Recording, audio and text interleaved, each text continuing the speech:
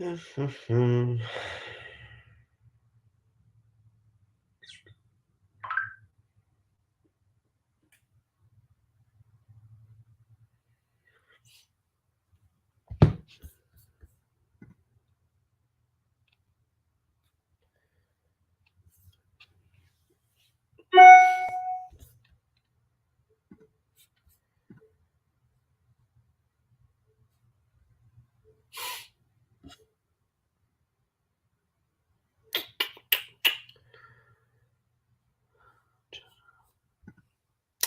up? What's up? What's up, guys?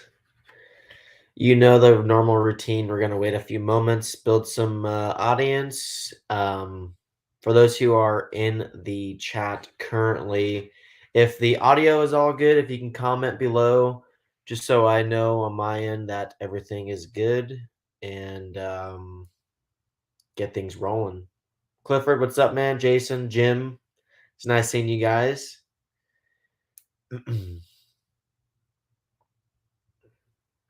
Adam says good. Sweet. Ben, Mike, I like it. So yeah, I'm pretty pumped to kind of start this live video. We've been doing a lot of 8-skill running. I currently have my 8-skill buggy right here to the side, which we'll get into.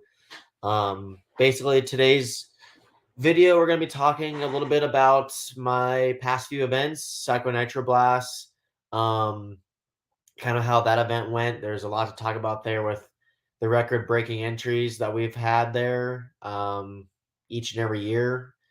And this past weekend, Kurt Wanger flew out, did some private testing here. Jackson Brunson's out here, been running together, been pushing each other, and it's been pretty awesome. So yeah, looks like we got some good audience. I know this video is a little bit earlier than normal. I kind of wanted to get the video live stream at different hours for different parts of the world. I know people in Australia are able to watch, and I know the early birds out there are watching East Coast. So got some people in the house. Chris Pace, what's up, man? Dave, Frank, Eric, Mike, Ricky, what's up, guys? Again, if you guys could share this to your page to help it get to your buddies at race, so they're able to see any of the new information on the new team associated products or J Concepts products that I run. So as I was gonna show you through here, this is basically my fully prepped buggy for Silver State. We leave in a few days, Tuesday. Basically built another 8-skill buggy, and basically a West Coast car and an East Coast style for those tracks out there for the race time races. Just because the West Coast tracks kind of beat up your cars so much, and I'm fortunate enough to be able to kind of build a couple cars to have.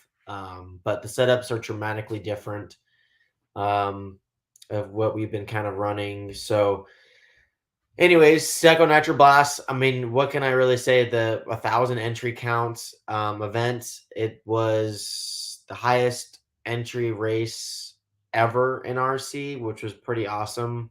The only down parts about that is just like the driver stand line to practice, because it is a 24-hour practice line. So we got there Friday morning to practice at 6 a.m. and the line already started, and was able to run kind of 3 or 4 times back to back to back. My dad was helping standing in line, which was really nice. And then around like 8 or 9, 10 o'clock, it was extraordinarily long. But that's what kind of made it kind of cool. At the same time, you're able to kind of meet some new friends and some people when you are standing in line, even though it does suck. My dad was standing in line most of the time, but when I did hop in there, it was nice to see and meet some new people. One of the things about the Psycho Nitro Blast is the difference between all the race time events is that one's dramatically the biggest. eight scale track that we race on here in the States. So it always takes a good, um, I don't know, 5 or 8 runs to kind of get acclimated to how big the track is. So you kind of feel like your car's not really going that fast down the back straight or anything like that. So that's one thing that I get a lot of questions asked on what kind of things that I do to help with that. And honestly, the more that you can kind of um I wouldn't say like purposely make mistakes on those sections that are really difficult, but kind of know like where the limit is at, and then kind of back it off for when like the qualifiers start or the mains, just so you kind of get an idea. Like, all right, this is how far I can push in those sections, and when I push this far, I completely crash or flip or whatever, which seems to help a ton. So yeah, we got some more people coming in. We got Drew Spurgeon in here. Drew, I think my dad can hold quite a bit. I think we should get him a backpack or something. $5 a radio.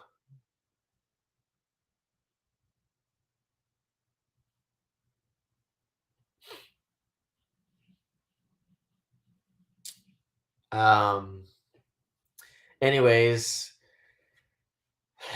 for basically the setup stuff that we kind of did throughout the Psycho Nitro Blast was ultimately just figuring out the tires that we liked, the tire sauce that was preferred.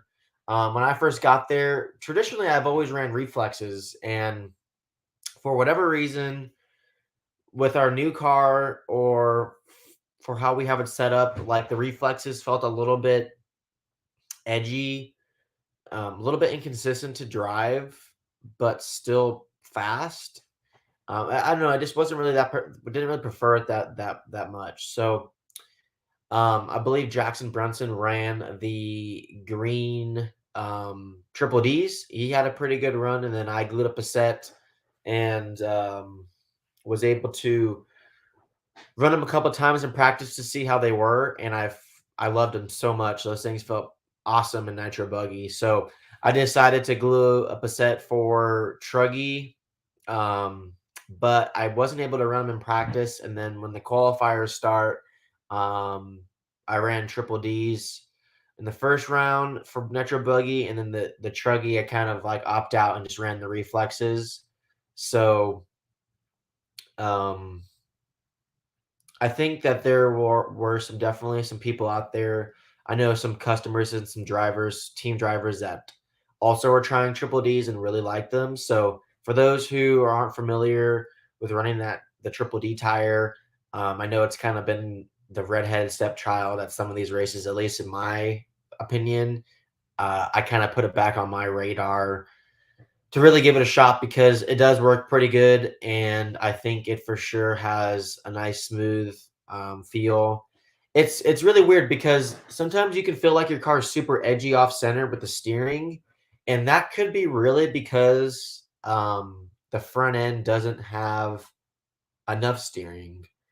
It doesn't feel quite connected. So if you feel like you're disconnected, that could be because the car doesn't have enough steering. So it's really confusing figuring out what's considered an oversteer or understeer in the RC stuff because all the different compounds and tread patterns that putting in so many more variables, the different traction levels from track to track, depending on if you're running outdoors or indoors. So that's just something that you can have to establish right off the bat when you're there practicing, and then kind of stick to it, and then kind of run the compound of choice accordingly to the temperature. But um, yeah, I mean, anyways, the setups that we did throughout the weekend were um, essentially really just shock oil. For whatever reason, we kind of learned some more stuff about um, running the more appropriate shock oil. It's really, really, really weird because I've been to several events this year and was running really, really light thin or really thin shock oil because it was super cold. Like earlier this year, we ran 35 weight front and rear oil, and at Psycho Nitro Blast, I was running like 40-37, and then I ended up running 45 42, and it was just as cold, but the track's so much more like high speed. So the car's actually like G'ing out way more. The You're going way faster up the faces of the jumps. So at the moment, I've been kind of more on the little bit thicker shock oil package just because it seems like that's been helping the car be a little bit more consistent throughout the run. I think that we've been on the verge of running too thin. Um, so here in Arizona, we've been running basically 47 in the front, and 42 in the back. Seems like the front end could be the one to change first before you do the rear. So, um, what else was there? The diff oils, that's something that is just so difficult to figure out when you first show up. The track's super green, the track's changing, it's getting more grip, faster, such and such. So, one of the things that I really kind of look for is if the car has a lot of steering, I like to run the front diff as thick as possible till the front starts skidding and then kind of back off from there. So, for instance, the our normal package was 8,500, and then if you go to 10 in the front diff, that still has a good amount of steering, and then 12, we basically mix 15 and 10 in the front diff in the main event. And I thought that was probably the tipping point of being on the verge of too thick. At the beginning of the race, my car kind of had a push and I was not quite as fast. And then the middle to the end of the race, I was like the appropriate speed to the leaders. And I just think I lost too much time at the beginning. So, I mean, it's definitely not a perfect window. You're never going to be able to make it perfect, but it seems like the standard the new standard diff oil package for me would be 10-10-7, or excuse me, 10-10-6. Um, the Psycho Nitrop last weekend, I ran 12.5-10-7. So a little bit thicker front and rear, but kept the center the same. Um, and you got to keep in mind that that's just appropriate for the grip level. We basically ended up running blue rehabs. That's what I ran in the main. And I believe like Dakota and Mayfield ran blue reflexes. So the reflexes that weekend didn't really feel that awesome on my car. I didn't feel quite as comfortable, but the triple D and the D and the rehab were definitely the tire of choice, at least for me. Um, so one of the things that we did during that weekend was we played with the rear spring. I know a bunch of people had to ask me what was the starting setup for there because we ran the nationals like a few weeks before, and we were running the short link on the tower. Which this car, as you can see, I have the short link out on the tower. Um, the short link stuff, at least at the moment, there was the way we're running our hub height middle. It seems that um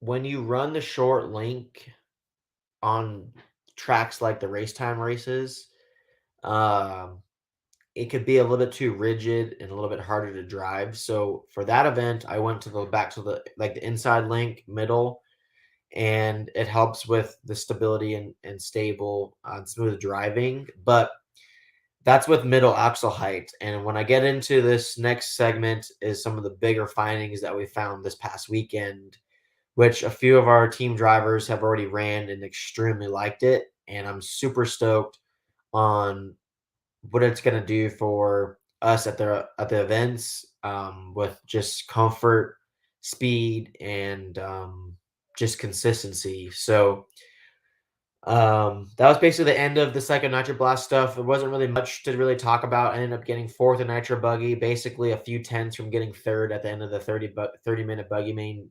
Joe Bornhorst ended up edging me out. So um, I had a few big crashes in that race. I wish I would have been able to clean it up. Um, I think I could have had a speed to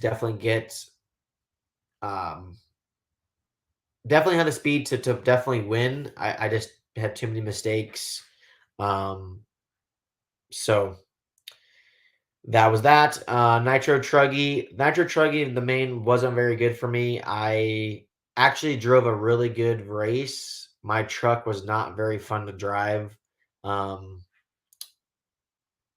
that definitely was a bummer, but I drove the best I could. I ended up dropping a stop on everybody. My 82 engines from Adam were extremely good the entire time, and my tune was on point with my pit guy Richard there, and we were able to go 10 minutes. So we pitted twice, ended up dropping a stop on everybody, and I was able to finish fourth. Um, yeah, that was a bummer. I was more shocked that I got fourth because I'm like, this thing was not very good to drive. So there was definitely a lot of learning experience that we found this past weekend and what we learned there at Cycle Nitro Blast. So I'm pretty stoked to see what we have at the next Truggy race, which is next weekend at in Las Vegas at the Silver State South Point Hotel and Casino. Um, but I wanted to get into testing what we did with Kurt this past weekend. This is something that's I thought was the stuff that we were doing was extremely good. So, um, for those who have been kind of familiar with our stream, we talked about a bunch of our 8 skill setups and the setups that we have posted from the nationals and the earlier events that we were basically always running the middle axle height. Um, I am not saying right now it's not a good position to run, but currently we are been running or have been running the down axles down positioning. So with the plastic hubs, you're able just to change the insert to the down location. And it seems like when running the down location, but hubs all the way forward towards the front of the car, as you can see the shims behind the hub. Um, the hubs down, it seems like, especially for the West Coast races, what we were able to really find was the hubs down really helps when you hit a bump. It doesn't necessarily buck, it kind of slides over the bumps and is more consistent. Where before we're kind of having the huck-a-buck moments and kind of it would have a more of an abruption to the vehicle. But with the hubs forward, it helps shift back weight to the rear to help with rear traction, rear stability. And then as a combo package, which I think is really important at the moment, with the hubs down and hubs forward, is still continuing to run the outer hull positioning on the tower. So not the long positioning. Now, to add to this, it was really important that um, what we found in conclusion of all those settings was running a thicker bar. Now, this is something that hasn't really been in our vocabulary in several years, to be quite honest with you. The 2.4 bar has really been the most consistent with the setup that we've been running. I really believe that our setups were the best they were given at that time point in like years past. But in the grand scheme of things, we've still been kind of getting, um, beat by some of our competitors that are also been doing very well. And it was just time for a reset to kind of figure out some new technology and work forward to bettering our race program, figuring out some stuff. So the hub's down, hub's forward, the short link, and I'm running a 2.6 rear bar. Um, The hubs down kind of has some pros and cons with good in the bumps, but it has a con where it kind of leans too much on the rear and doesn't transfer weight to the front. So the thicker bar helps with that stability a ton, and it actually drives really straight out of corners and has good steering off power because it throws weight to the front for steering. It's a really balanced rear end, and I'm super stoked on racing with it the next race. To add to that, one of the things um, that we did was still are running the brown rear spring at the Cycle Nitro Blast. I ran the black rear spring, so it seems like the outdoor tracks you can kind of run a little bit of a softer spring just for that extra safety stability. So we're basically running the softer spring and the heavier sway bars. That's kind of like a hand-in-hand combo. To add to that as well, we leaned in the rear shocks. As you can see, I do have the carbon rear tower on. So the shocks are leaned in one hole from middle. That was extremely um, nice to drive because leaning the shocks in, it changes the progression of how the shock and spring action works as it's going through the stroke, and the plushness that you're able to achieve from just leaning in the shocks. To be honest with you, I don't even know why or how. I have never thought about that before. I always thought it was a much bigger piece to the puzzle than just leaning in the shocks. So we're gonna get a setup sheet out of generic baseline. Um, I guess you can say a summer baseline setup for those who do run on the outdoor ungroomed tracks. I have not ran this setting anywhere that we traditionally run on, like the race time races, but to be quite honest with you, I think that it's going to be really good there because there's a lot of things that kind of really rebalance itself out with the thicker bars, hubs down, shocks leaned in. Um, I know if you have a well-balanced car, you should be able to take the car to several different tracks, several different conditions in it to work pretty close and make minor changes, whether it's diff oil related or shock oil related. So, um, yeah, I'm pretty stoked.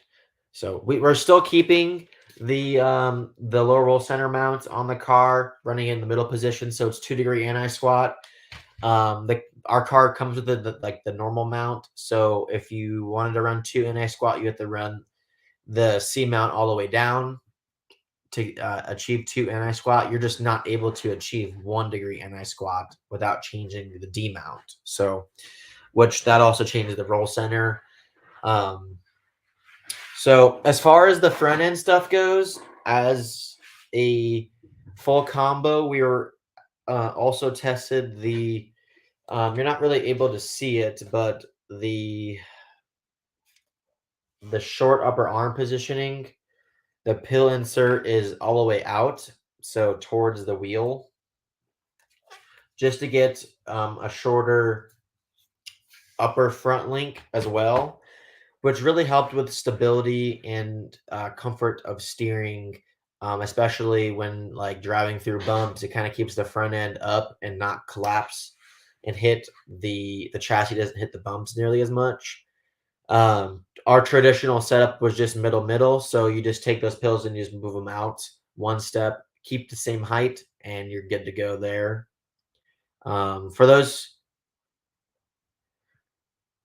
those who have any 8-scale questions, I know I see some comments below, so if you do, don't hesitate to ask. I'm just kind of giving a brief rundown of what's been different, what we've been changing. I got a little surprise with some 10-scale stuff right next to me, which we'll get into in the second half of this video, and kind of reading through some comments.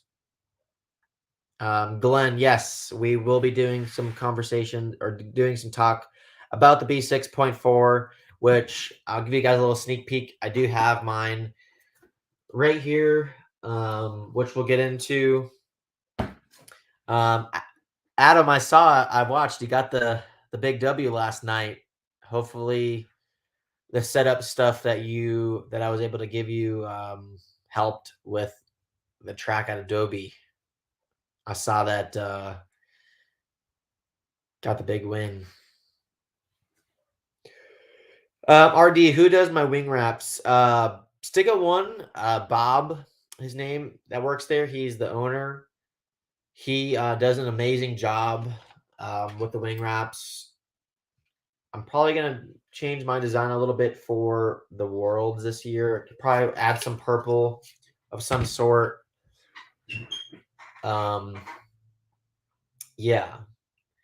So, anyways, we got the front end done with this car. I'm still running the 5-hole emulsions, high pack package, gray front spring, brown rear spring. Um, One of the things that I wanted to really talk about was the weight of the 8-scale buggy. This is something that just kind of came to surface for us, or me specifically. Been really doing some CSI on some setup stuff. I found that our 8-scale buggy is on the heavier side, but there are some things that we are and aren't really able to get. One of the things that's a little bit hurting us that you are able to help with with that kind of fixing is the front end of the RCAB4 and the RCAB3. It's it's kind of like hereditary for some reason that our this front end, the way it was is made is a little bit on the heavier side. So I've been recently running the aluminum top and lower balls. As you can see, I have a test carbon front tower that we've been running. And to add to that, as of recently, I didn't even really know about it, but the aluminum Camberlink balls, I'm running them in the front, inner and outer, the outer on the ball here on the hub, but I'm running the steel one on the inner on the rear. The steel one on the inner rear is one that I was a little concerned about it breaking, but the front ones and the outer one on the hub seems to be um, ones that you are able to run them on and not be concerned. So of course, I do have titanium turnbuckles on my car. I have the J Concepts black fin ones, pretty lightweight. I got the Lungsford top screw kit to help with the weight. Rocking the Kashima coated shocks. So yeah, I think if you can really help the car kind of to take some weight off the front end, taking the weight off the front end will naturally help with rear weight bias on the car. As you can see, I'm running the ProTech carbon fiber side rails to help take away some weight just in the middle, just because the overall weight is on the heavier side. Um, I definitely don't think you need to go out and run and buy titanium screws. I know they are pretty pricey, but I put my car on scales and I did some CSI, and this is in the direction that we're going to need to start heading down the road. But the aluminum pillow balls, top and bottom, the aluminum front turnbuckle ball set, um, the uh, carbon side rails, and that's really about as much as you can get. Um, so yeah, that's basically it for the 8-scale buggy. We'll try to get a setup sheet out um, to kind of get things hammered away. I'm pretty stoked on um, seeing everybody at Silver State, getting some laps out there, and seeing how the new setup works. So we were running the setup at Adobe, which really appreciate Tim Lime and the crew over there at Adobe for letting us run. It's a pretty nice track. And Randall at Fear Farm. I love running there at Fear Farm. The track's is so big, and the fit skill guys keep that place in good shape. So when we run there privately or whenever we're able to, it's always in nice shape for us. So thanks to Randall and his crew. So put that body on the 8-skill buggy and call it a wrap. As you can see, I do have the J Concepts S15 body on.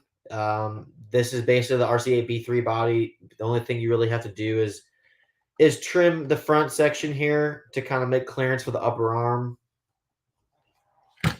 But other than that, it kind of bolts on just fine.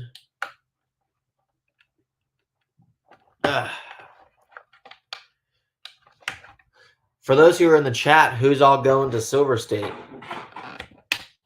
Anybody here going?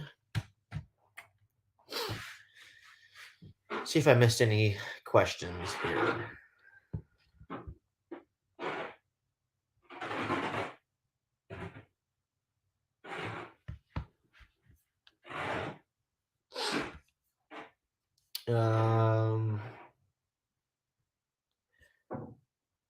Chris is tuning in from Michigan. What's up, man? Joe Bornhorse.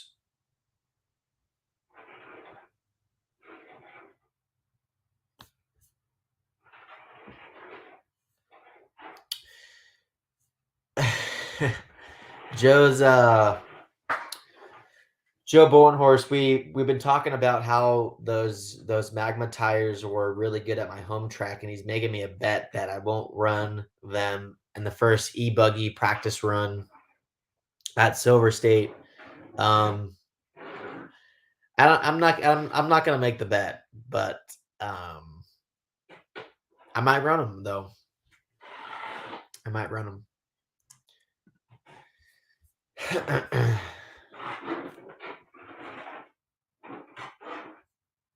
Travis is tuning in here a little bit late. Can you talk about the 10PX? Travis, if you have any specific questions about the 10PX, I can answer. That radio just recently kind of came out this year. The ergonomics on it is extremely close to the last model that they had, but it's extraordinarily lighter. It's even easier to use. There's a lot less menus. It has new receivers for that new radio. They're smaller, they're lighter, and has a new fast speed technology in it. I believe it's called the 4G, which is what I currently run on it. So, well, anyways, we can kind of switch over to 10 scale. I was actually able to get my new Team Associated B6.4 kit. This is really exciting because Kurt Wanger is basically the project designer of this car. We're able to make some pretty big tweaks to the new car. Even though it's not like a full new kit, there are tons of new features that really make it all new to us, especially the drivers. The chassis design is all different. One of the biggest things to the car's change is the new 13 millimeter shocks, which are absolutely, in my opinion, they're pretty cheating. You're able to just send it into the corners, jump further and longer out of big jumps, and the plushness they are able to get out of the carpet landings. I know this one's the carpet car. So the way the jump styles are on carpet here in America, they're really rough landings. Like the takeoff of the jumps are not super like perfect because some of the jumps they're changing throughout the weekend, and the landings are just landing on pure wood, which is not very easy on the shocks. So the 13 millimeter shocks really help with that. The way that our front end is designed on this, you're able to achieve more kick-up settings. 27.5 is what we've never been able to achieve. And with this style, total kick-up, you're able to achieve 20 to 22.5 to 25 and all that. So I kind of go through a couple things. I actually haven't built this yet. I'm planning on building it when I get back from Vegas. I got my body all painted up from Larry Genova. Does a pretty good job. The new body design is really cool. The new fin here. When you get this thing all cut up, it's weird. It looks, the body is really small, like on the car. So I feel like before, like the bodies or the way the cars looked, it looked a little bit bigger. But when you get this thing all cut out around the lines, it's actually really really small. The way the front end's a little bit a lot narrower in the front. Um, it's pretty cool looking actually. So this is where the magic is. Got the 13mm shocks. Of course, we do have an all new design springs for this car and these shocks because the old springs won't work. We'll put that to a side. I'm not going to open the bags because I don't want to get anything mixed up, but kind of can show you. The rear end of the car is basically all the same, other than the rear slot coated chassis, which I can show you.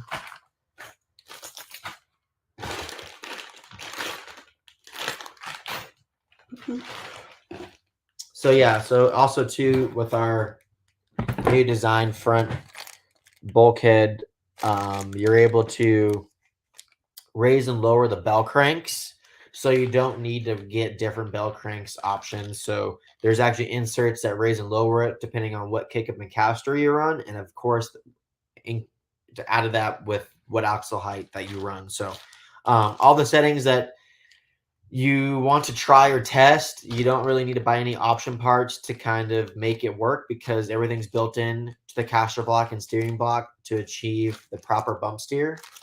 So you don't have to do anything with that.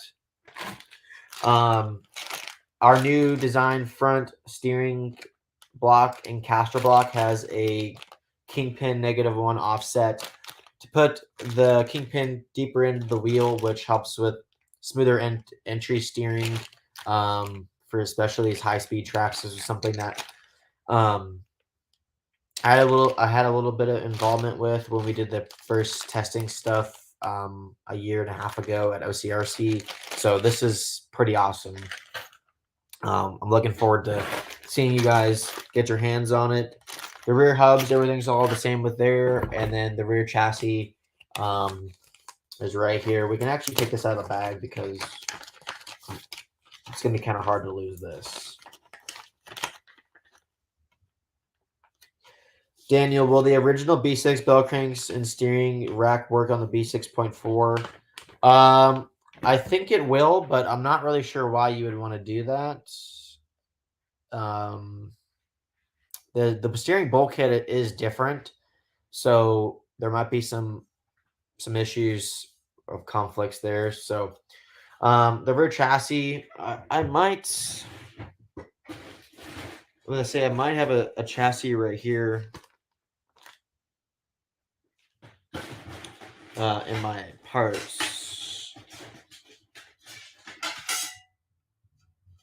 So yeah, here is an old chassis. Here is the new one. So the new one's right here. As you can see, the old one, the way that it's designed. This is the old one right here. The new one has a much different style angle toward the back two screws. Definitely a different footprint. And then, of course, the front end is a little bit different.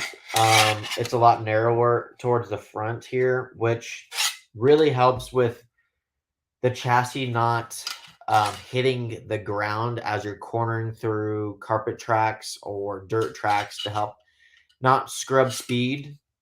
It's actually a lot narrower right here. So the neck, this will help with jumping and cornering a crap ton. So as you can see, the one right here has the new style center plate. It's a lot more rectangle.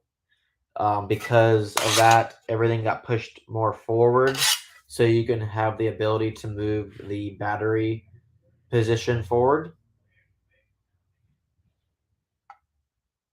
So I'm pretty excited. I got to build this bad boy when I get back from Silver State. We have the NCTS event at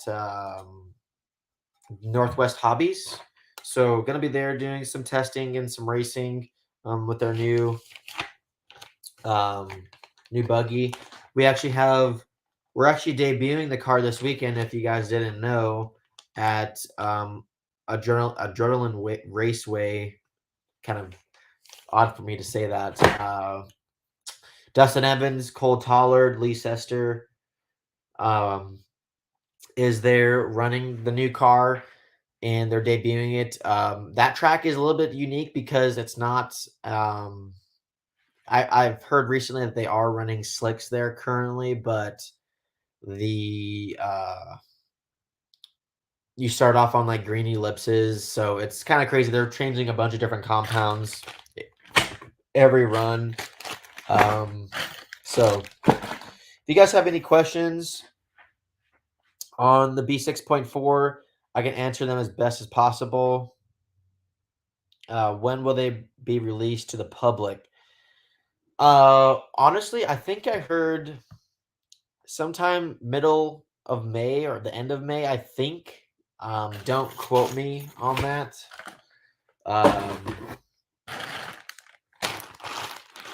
Just with what's going on in the world, they could be sitting on the dock. I'm not 100% sure, but trust me, I want them to be out there to you guys as quick as possible because it is pretty awesome to get. And I opened it, and I felt like a kid again in Christmas, opening up my gifts. So that was basically the rundown of the P6.4. We can kind of go through the manual actually. I know I can kind of show you what I was talking about with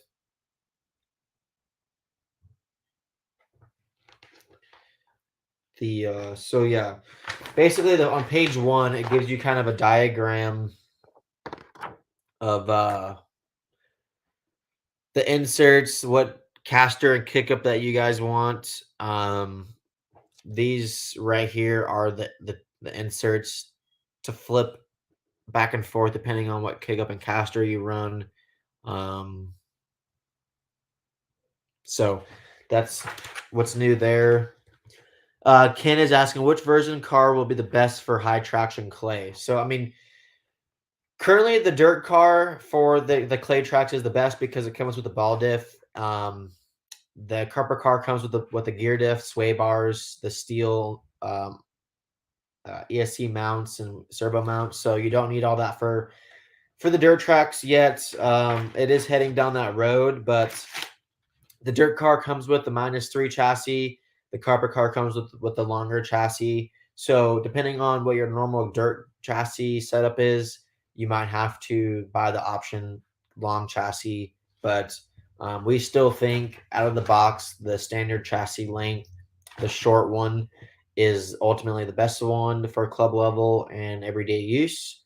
I use the long chassis because the events that I travel to, it's basically one off.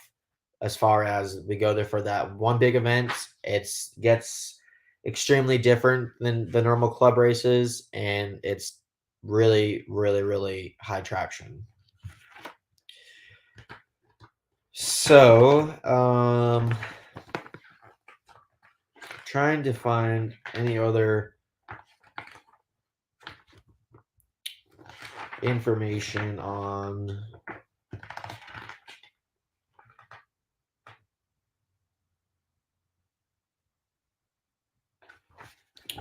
so yeah, here's the manual where the 13-wheel shocks are.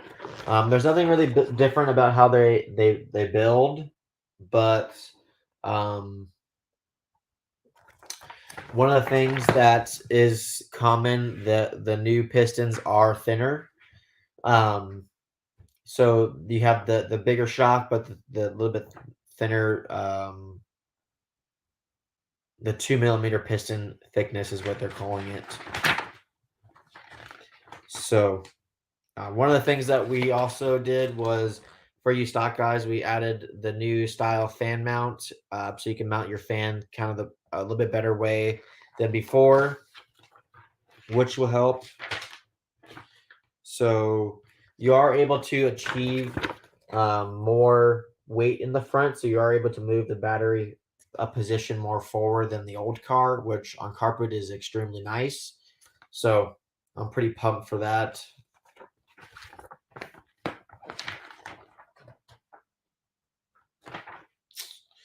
Um, and that's really about it for the new car. And kind of go through some questions. Chris, well, hey Spencer, any word on any update on the new Wheeler anytime soon or future? Honestly, I'm not 100% sure what we're doing on the four-wheel drive stuff. I know we've kind of started some new things in discussion, but as far as dates and stuff, I mean, we're currently still have plenty of stock, I think, of the B74 models, but yeah, that I can't answer fully. I'm not familiar on. I don't have any information on that. Tim, how did the new steering spindles change the cornering enter on the B6.4? Well, one of the more important things to a race car is the front kingpin inclination, which is something that we did change on our 8 scale buggy. It's a very really similar effect of the contact tire patch going through the center line going through the tire, and it's a lot more complex than how I'm explaining it, but essentially the way that we moved it on the B6.4 has more in the right contact patch direction that we were looking for, given the traction level that we're racing on. So um, the steering feel as the grip comes up won't be nearly as dramatic, even though that the two-wheel drives were always better than the four-wheel drives when the grip changed. But we know the direction that the tracks are going, and we wanted to just to really kind of put ourselves in a position where we didn't have to do this down the road. We want to get it done now because we feel that this is ultimately the best direction, and that's what we have.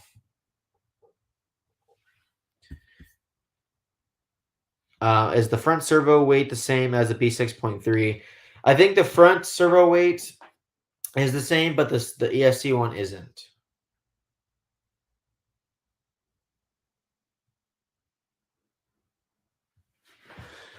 David's asking when you go to develop a setup for a new track to do some computer. Do you do any computer based lap simulations or data testing, or do you just shoot to the closest estimated setup and tune?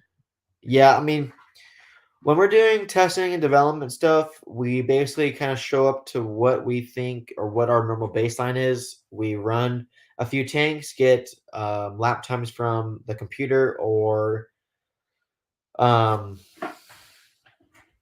our stopwatch just to see where the track is at with the traction and the consistency on that. And then we start making changes accordingly, figuring out what direction we want to head to, and we start kind of finding, I guess, a baseline on where the lap times are at throughout the whole day. I mean, it's typically a couple day window to really figure out some stuff um, of if it's really better or not. So when we kind of figure out all that, we what's better and what's not. We find clues on which recently started to get better at with Kurt. When you make a change and it's not nearly as good, instead of saying, "Oh, this wasn't as good," we kind of been I've been learning that explaining why it wasn't as good, to find clues on that direction. So if something was good, then you explain, well, it was good because X, Y, and Z. And then if the lap times show it was good, then those clues could lead you to the next thing to change. I mean, granted, this is something that, there's nothing perfect, and the track conditions, especially in eight scale, are ever changing. I'm not sure if you're talking about 10 scale or eight scale, but for in this case, eight scale is extremely difficult because it's majority of the time it's outdoors. So in the morning, it's nice and cool. The track might have moisture in it. Throughout the day, it gets a lot hotter. The track's drier. The dust comes up, and then as the sun goes down, there could be more moisture. It's cooler. So those are all factors that you have to take in. So when finding all that information, then you kind of have to say, all right, well, this is the best. This is definitely faster than where we started. Let's just maybe go back and just see where we were. And if it's the same conclusion, um, then that would give it a check mark. All right, this was a win, or this was a push. Like what we found really wasn't as good as we thought, or okay, I can't believe I was driving that setup for so long because this way is way better. So that's kind of how we do it. There's no develop a setup through a computer. The computer is not telling us what to change. We don't do any of that. I don't believe there's a software out there that really can do that.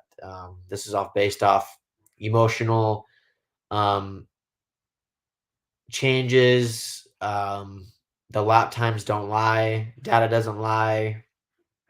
And there's a lot of things in RC that when you think it's doing something on the track, it's probably doing the exact opposite.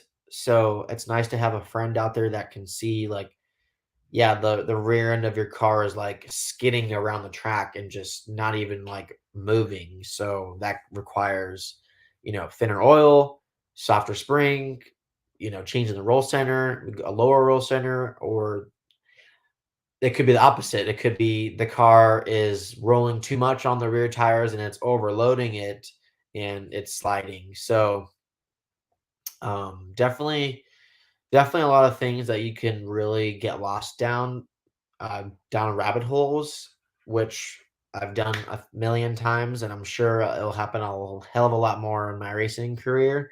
So uh, that just comes with learning experience.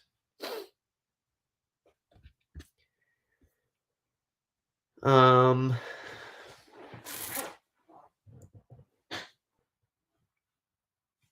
Let me see.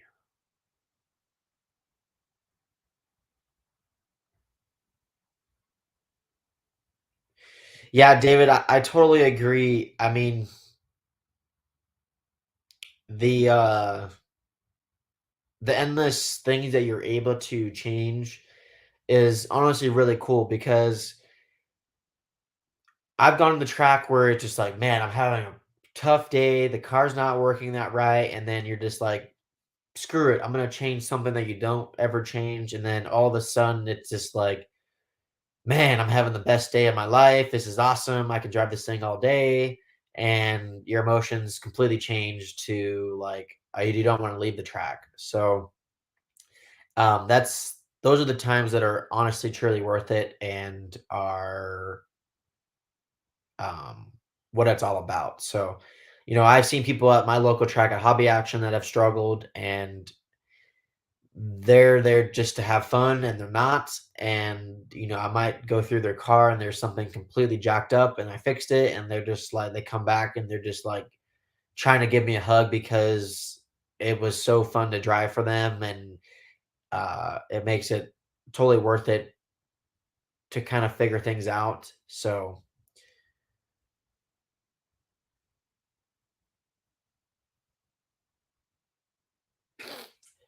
uh, Daniel, you know,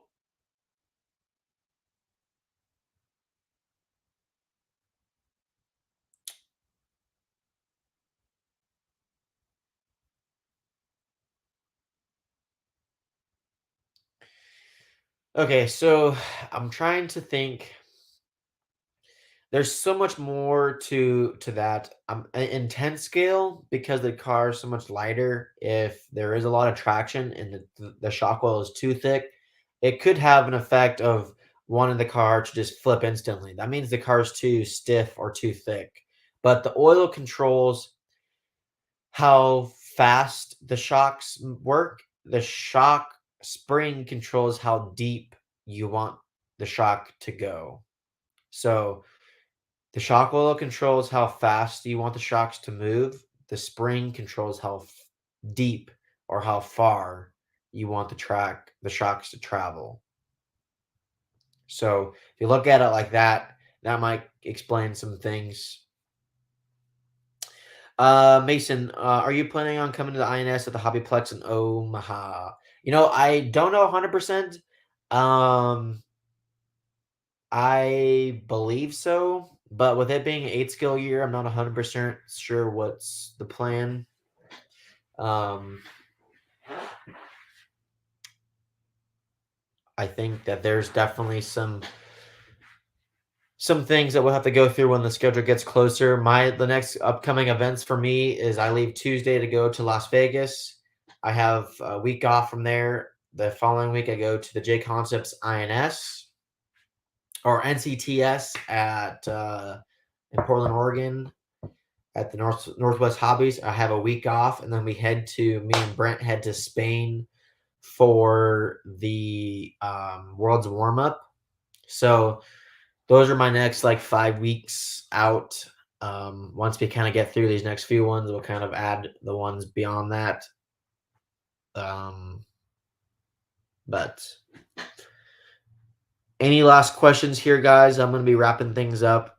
Of course, for those who are going to Silver State and have any questions regarding what car you run, what tires, if you guys need any help, I'll be there. Do my best to assist you.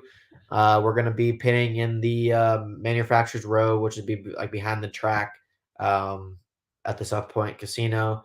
For those who are maybe thinking about taking a trip down there just to watch for that weekend as a vacation, highly recommend doing it because it's going to be something that you've never seen before. This event is probably the best because of the location, the casino, all the other amenities that you can get from being in Vegas. But um, yeah, I'm super stoked. So turf mats this year. I'm not 100% sure what we're doing with the turf and the carpet dirt series. I think I might be doing the carpet series. Um, I'm not 100% sure what the exact plan is. So uh, there's that. But anyways, guys, I'm gonna wrap things up here. I'm gonna go finish some wrenching for Silver State. Again, if you have any questions, don't hesitate to message me on Facebook or Instagram.